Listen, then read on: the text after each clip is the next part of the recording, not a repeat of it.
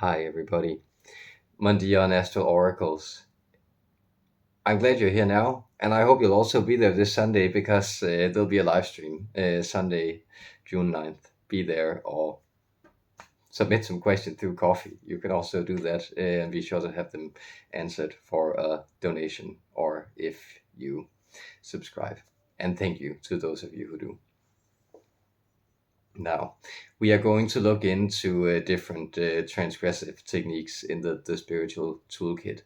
Some of the most immediate are breathing, walking, singing, dancing, and then there are perhaps like a slightly more breakdown layer like fasting, waking, prayer, mantra, and I'm fasting right now at the moment. If my energies seem like a little like they're trying to settle, because of course what we do is essentially that we break open the either neurological or metabolism structures uh, that exist in our body. So it's kind of upsetting these energy systems to be able for the system to recalibrate itself. Um, and then there is, of course, drug use, because talking to friend Mandy the other day, we also touched upon it briefly, where she mentioned like this shame connected to using drugs. And I think like that's uh, definite in our culture and in most cultures. That is something that is shameful. All cultures will kind of have established parameters of how it's legitimate to access these transcendental states or out of its states and then re-enter society. So in this culture, for instance, it's very, very normal because people are socially awkward for people to have their first sexual experiences in some kind of alcohol bender when they are 12 to 15, usually that age range. And that's just kind of considered normal. And it's also then like considered normal that, if it gets too crazy or the kids get too drunk or anybody is approaching alcohol poisoning, you'll call their parents and the parents will pick them up. And often then there'll be like parents hovering somewhere, knowing that like it's happening on our property. So in case anything happens, they will be there. But of course, I think if you come from another culture where alcohol, for instance, is considered a taboo, this sounds about as insane as dysfunctional as it is. Um, but of course, transcendental techniques have to do with functional dysfunction. So a lot of these things that I've realized about my own nature and energy configurations, for instance, and about what the religious official as an archetype, your priest, priestess, wise woman, uh, what this person needs to be doing in a society is to be the one who's able to be crazy and to break normative structures on will so that other people don't have to. And that's why, this person can tell you when should you get married, or when's the right time to harvest this year, or you should do this and you should refrain from doing that and stop doing this in that space over here and consider moving your bed to another room or something. And his or her reasons might very well be because, well, the moon is in 3/4 and the wind is blowing a northeast, and like it's like these very strange reasons that you can't really rationalize, but that has to do with this person who's kind of out of it, uh, and transmitting from the out of it spheres, of course.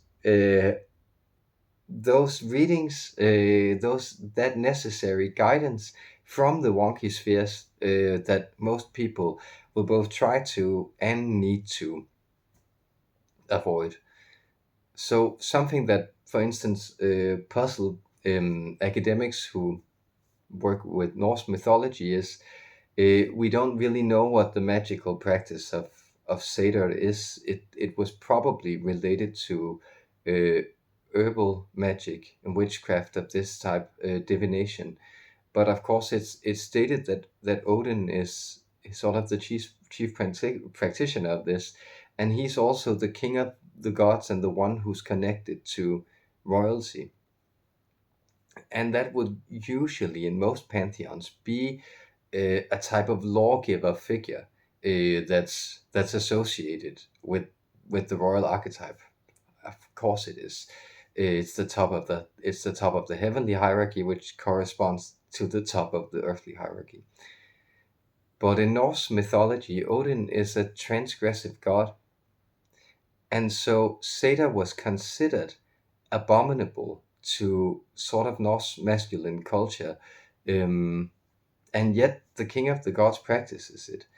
And what it's about, I'll tell you now, is like it's about transgressive behavior. So it's about being willing to dress up in female clothing. It's about being able to do, such shameful things as anal penetration. It's about being willing to take strange medicine substances into your body and behave in disgraceful, exposed, out of it ways to be able to funnel those energies. Like it's classic shamanic practice.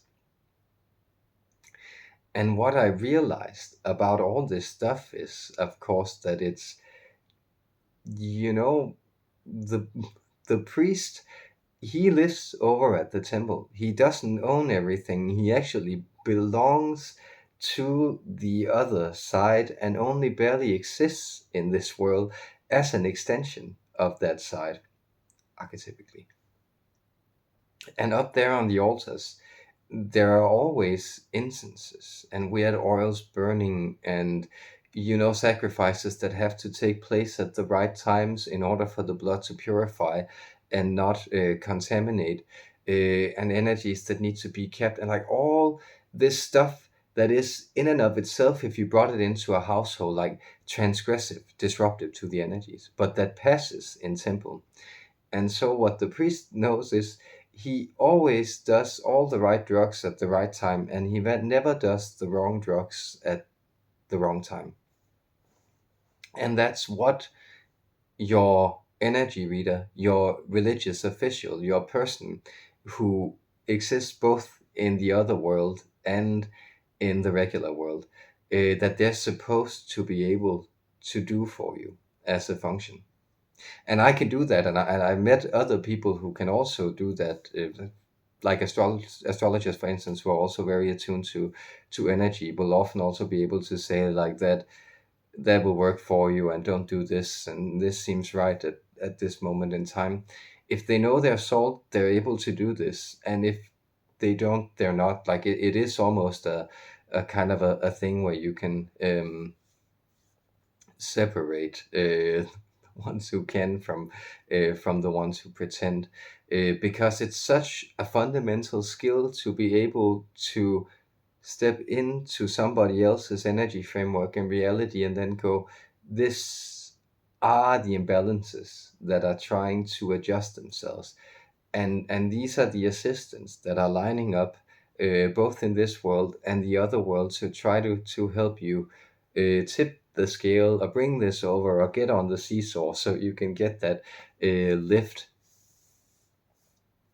And I think that is at least for me a fundamental realization also, that there needs to be this function. And we are so much at a loss with our discovery of these substances because we don't know who's supposed to dispense them. But if you look into psychiatry, they don't know anything about ontology, epistemology, transgressive techniques, body work necessarily, which makes them ill suited to counsel you. If you look into psychologists, they don't know anything about somatics, about neurology, about medicine, like the safe parameters for doing this, about the pharmacology of it. So they also don't know how to necessarily release and stir energy unless they're personally attuned to that.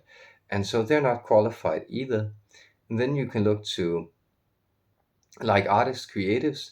but they're not qualified to necessarily work therapeutically with people, engage in other people's energy systems. Like they can use it to create things that can then heal, but to attune to somebody else and give them that guidance.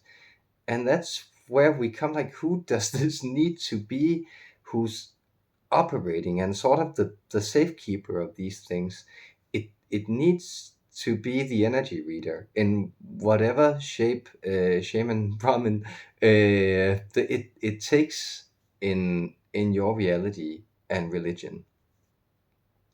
And what I also realized is that there needs to be a modern realization, an illumination, a stirring of the kalpa that includes drugs, or let us say that the full range of human experience, which of course includes um pharmacological substances, because it's such a big part of our modern world and modern dilemma.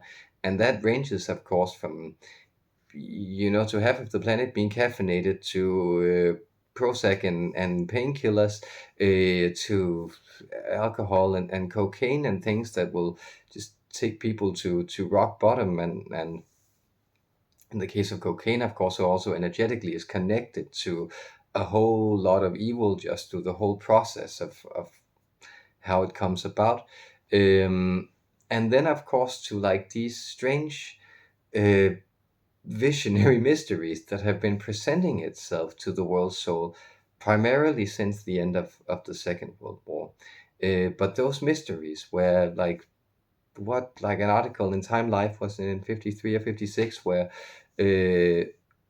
Gordon Wasson, he stumbles on Maria Sabina in Oaxaca in Mexico, right? And the rest is history. Aldous Huxley does Mexico, does mescaline, and writes The Doors of Perception. Or Ken Kesey and friends get caught up in paid experiments for MK Ultra, and he writes the One Flew Over the Cuckoo's Nest, and then uses the prophets to invent rave culture, and basically recreate the world as we know it.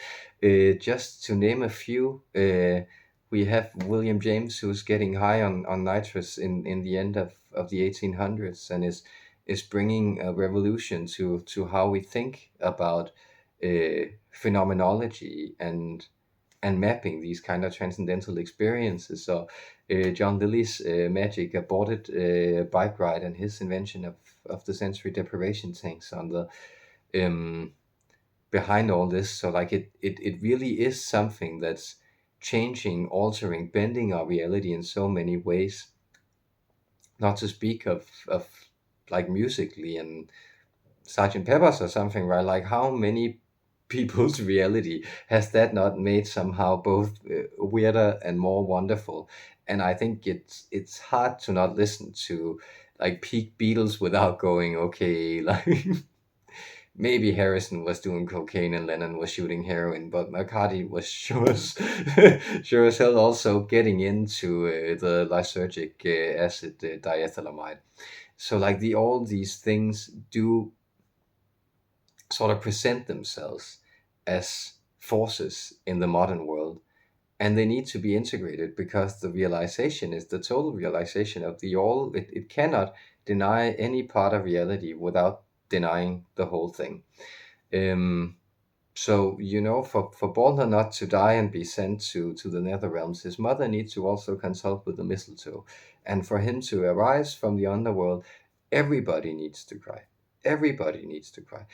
Everything goes into to the creation of the light body, and that also means allowing for these teachers, medicines, instruments, material epiphanies that shape the drug experience. And I think I'll try to relate here some of the things I've also discovered, because I've always sort of been attracted to it, but it's a part of the great fun of my existence is my relationship to some of these substances.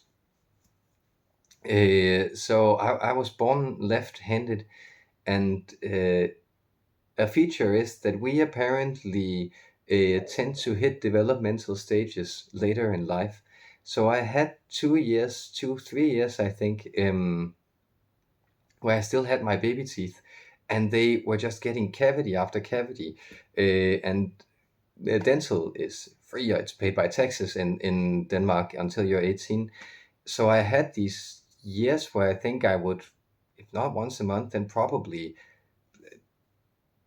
several times a year, my mother would take me into from village to town, and there would be like two very friendly ladies who worked in the public dental care, and those were usually the ones who prioritized like being with the kids and having good holidays rather than making a lot of money in the private dental care. So they were like sweet, nourishing ladies. I really felt safe there, as I have rarely felt safe before.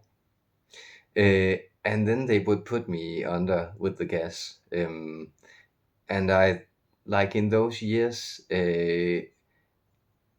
like that was somehow, and I'm only realizing it lately, but that was somehow like an epiphany. That was a saving grace, and I actually moved into sort of my depressive, suicidal phases after that ended. And it did end. They got a little skeptic. There was once when uh, I emptied the entire bottle, and then I threw up on the uh, poor dentist. But that should probably tell you like that there was this instinct to it. And when I discovered cannabis, some of the first things was now I can get back into these states, and that was just so fascinating for me to connect to. So of course it's, them oracle bones. My teeth seem to have played a strange role in my life, about guiding me into transgressive experience. And then I'm realizing that they also lead up to uh, these revelations, this strange relationship that I have with ketamine. And that's of course also a very powerful dissociative substance, and it's not something I necessarily recommend people to work with. In my first many years of being aware of ketamine and having tried it, I kind of considered it kind of like a dirty, nonsensical drug that didn't that you could do if you wanted like a psychedelic high that you didn't need to commit to. And then at some point post awakening, I think it was early 2019, 2020 perhaps, um like a guy I knew sort of reintroduced me to it in a spiritual context, and then it began showing me all these extreme sides of itself. And these sides had to do with going back home to the pillar of fire and being directed and consulted and informed about these things, and then being brought back. And that's the trance of the oracle. That was also what she was doing, Pythia. She was sitting, taking in volcanic dissociative gases so she could tap into that state of mind, and then to prophesize for people. So it's this ancient, deep oracle art that I seem to have penetrated into, and where it reveals very specific sides for me. But it's also something that I then have to respect how it's naturally rotating, because energy, more than these things having a will of its own, it's understanding that energy always runs with the momentum. And so these substances, when you are on the spiritual path and you're using them to connect, they will connect at the proper times. And I'll try to give you this line of synchronicities, about how psychedelics have mapped themselves out in my life in the past year. So what happened, for instance, with the grammar of Jenga that has been teaching me things was that I connected to this wonderful acid head gentleman who was he was selling acid for cheap because he wanted everybody to be able to have some good acid, and then he was always also giving raffling away a gram of Jenga. And then I'm psychic, so I was like, if I do that, I'll get that gram of Jenga, and I did. So that was kind of like a weird way where that flowed into my life. And then getting into this house, knowing what I could afford it, I thought I'd love to have some mushrooms in my tool chest again. So I ordered some kits from Holland, and they were slightly cracked. So I got some new kits from the very sweet people down there, which meant that I could kind of both grow the cracked ones and the new ones. So I ended up with a lot of mushrooms, and because I consider these like sacred, I also consider it kind of sacrilege to just start using it for profit. But what happened was then, I couldn't make my rent. I was in this strange place, and then it was like, okay, you have these mushrooms, and you can get into these people. And then, like haggling with them, they were like, "Yeah, okay, so we can give you this." And then I'm like, "Yeah," and then give me some ketamine, and then we can give you 2 grams of ketamine. Yes, perfect. That's what we're doing. So I kind of wound up like getting the money for that, and that could take me to Hamburg and go to that concert and get into that Hurley Burl, and pay my rent, provide for me, and then bring me back into this kind of transition where the last of the cash where these people had provided me then was returned to them for more ketamine. And then I was really like, guys, are you sure? Do you really want me ketamine? It's cheap here, but it was still like 5 grams of ketamine. That's a lot more ketamine than I've usually done. And so I went through this week bicycling, going home, uh, crossing the country on a wonky bicycle with my head full of ketamine. And I was really, guys, are you sure? I really don't feel like doing more of this. Yeah, yeah, you need to do more of this. And then, riding around in that super, super channeling state of energies flowing in and out.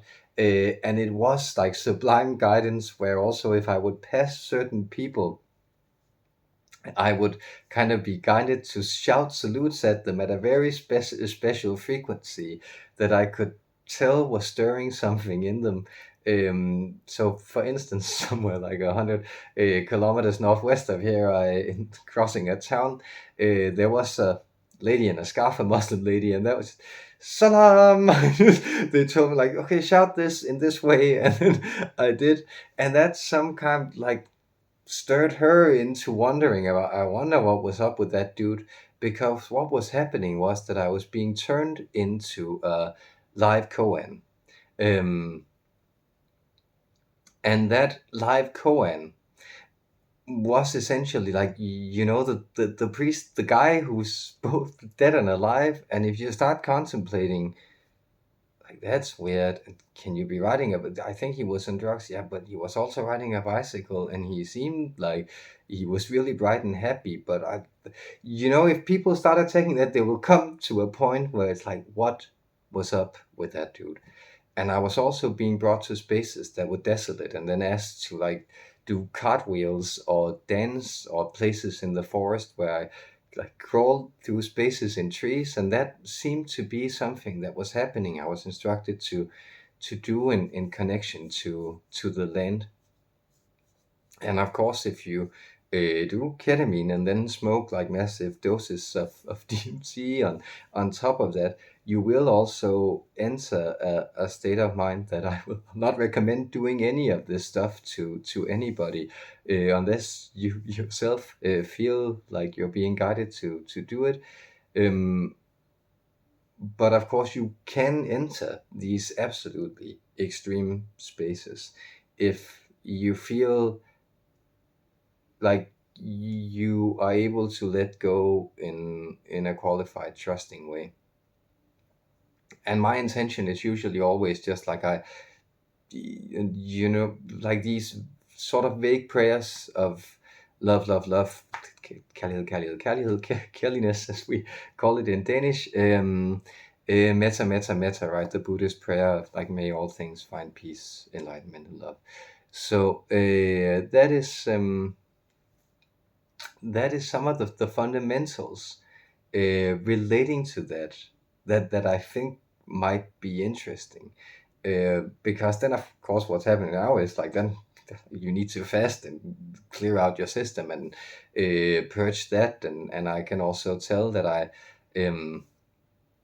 like my system is just kind of refusing cannabis, and that is something that I also then have to accept and go with. So of course sometimes it can it can be like more hedonistic fun what you're guided to, other than the sacrifices you're also guided to make.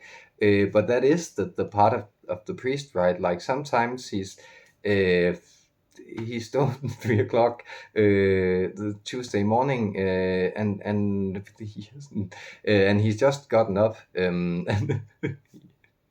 because he actually went to bed at a sensible hour. And other times, Saturday night, he'll come and get your party started and make sure you tie the knot, and then he'll leave and go home to read his books, because the Lord needs him to be sober in the morning.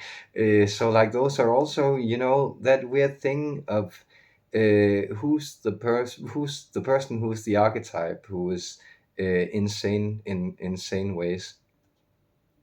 And that's a fun way to play. I know that was a long talk, but I hope there were amusing elements to it. And again, I think, talking about and sharing these things is probably helpful if you've also had any kind of encounters with transformative drug experiences and had to kind of fit them into a framework where they're not considered like authentic or fully right, or often frowned upon.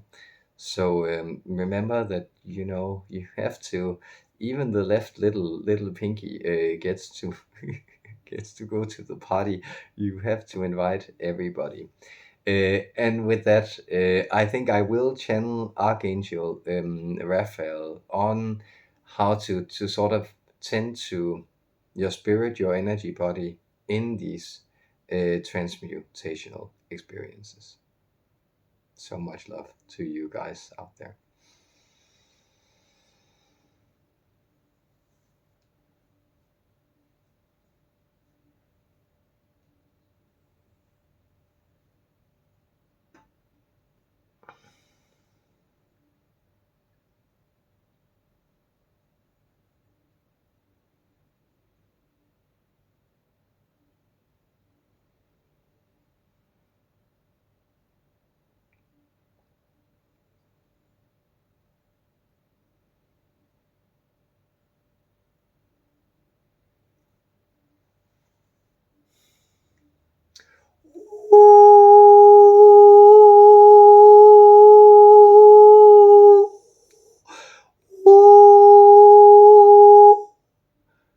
Om. Amen. Sublime love, prayers of restitution, healing, connection, intentions of fulfillment.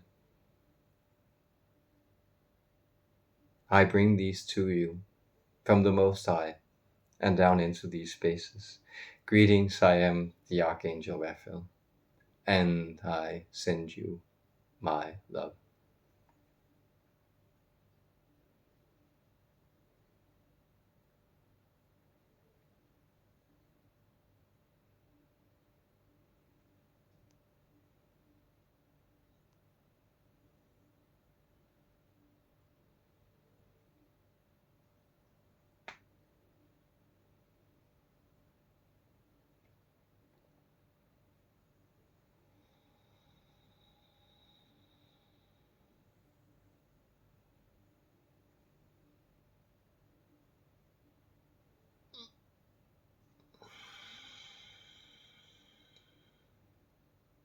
You ask me,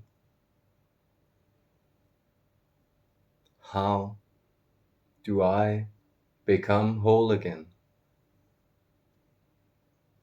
And I tell you, that the having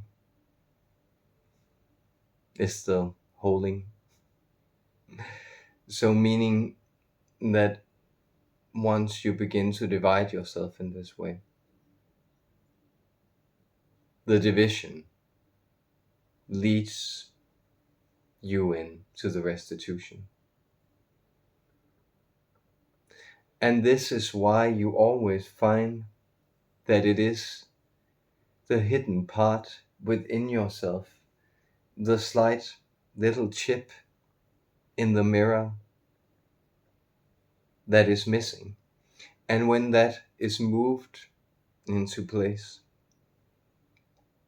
you see yourself for what you fully are, and you become whole.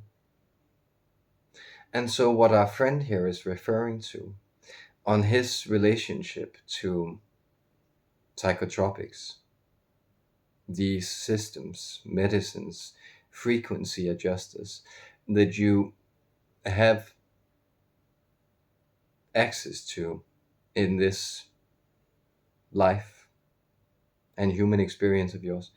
Well, what he is pointing to is the fact that these were somehow allotted to a place where he felt they did not belong to the whole.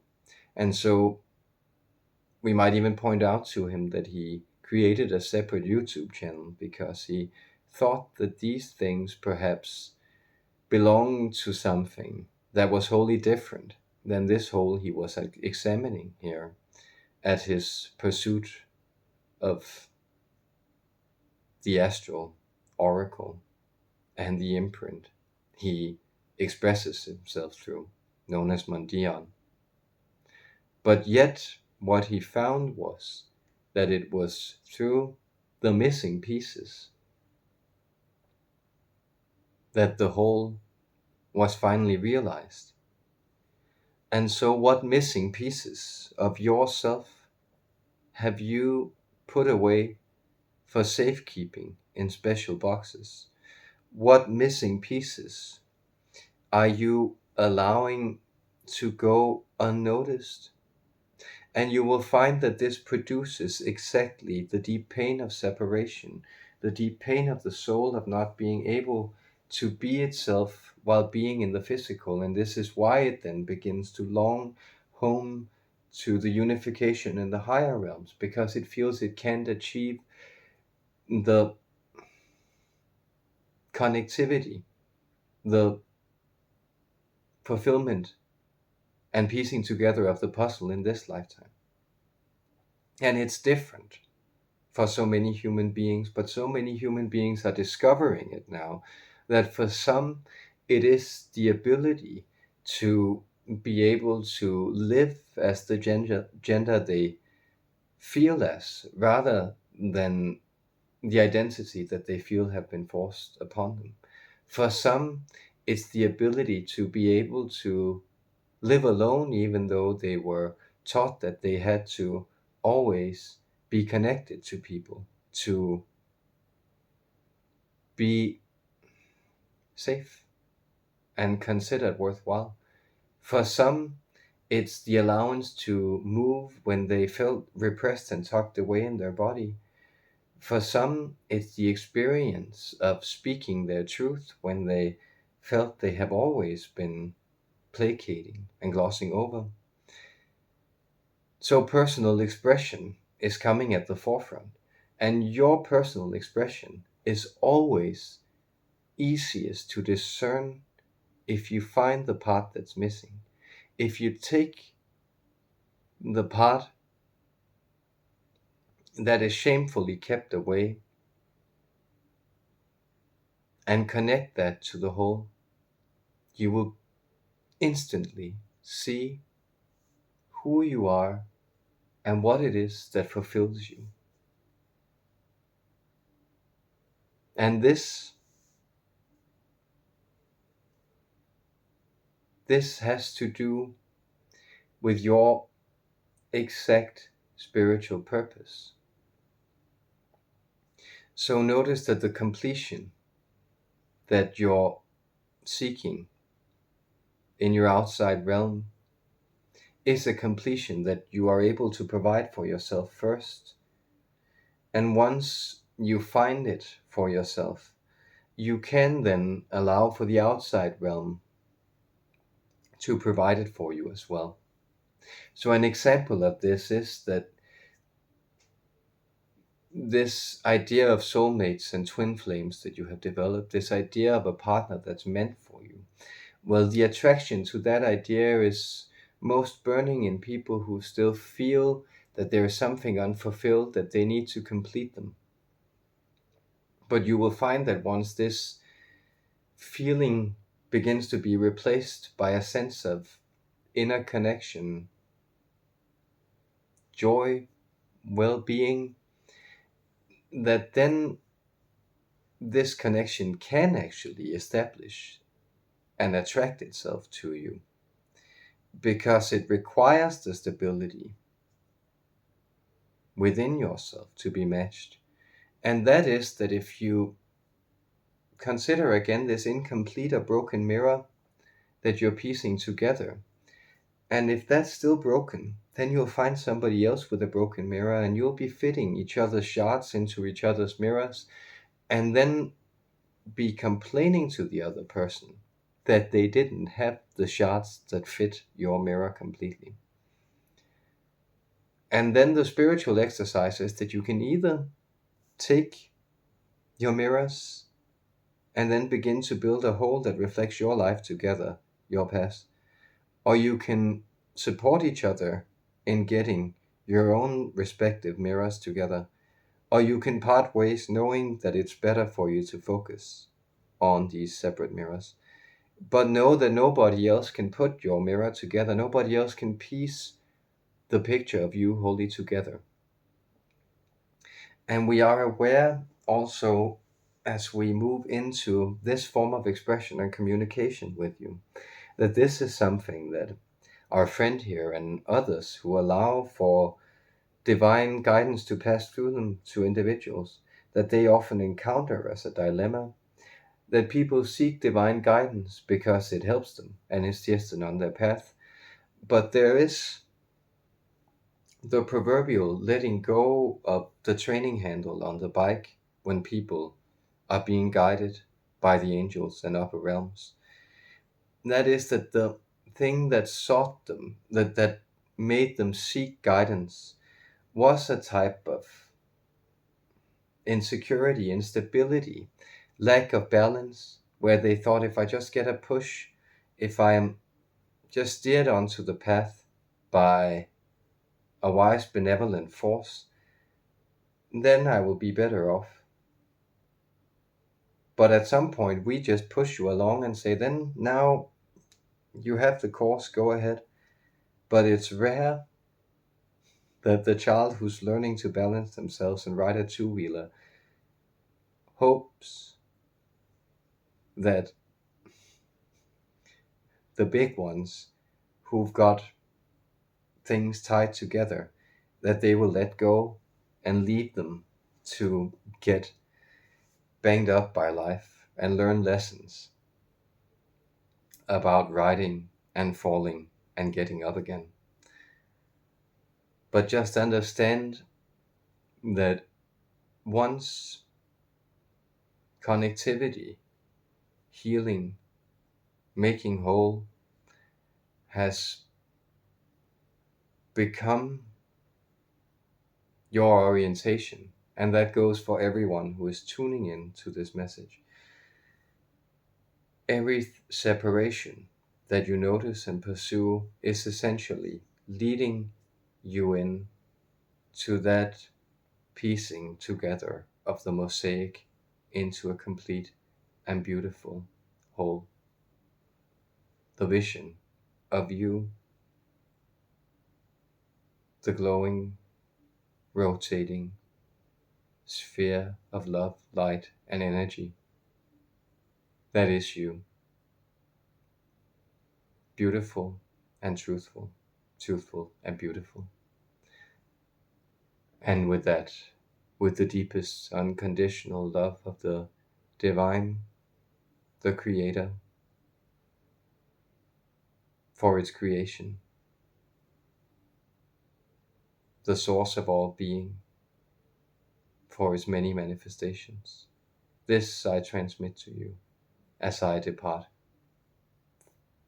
I, Archangel Raphael, I bid you farewell, with gratitude in my heart. Peace. Amen.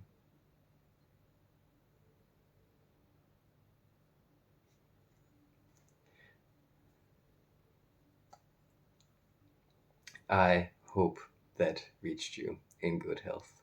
Much love, guys.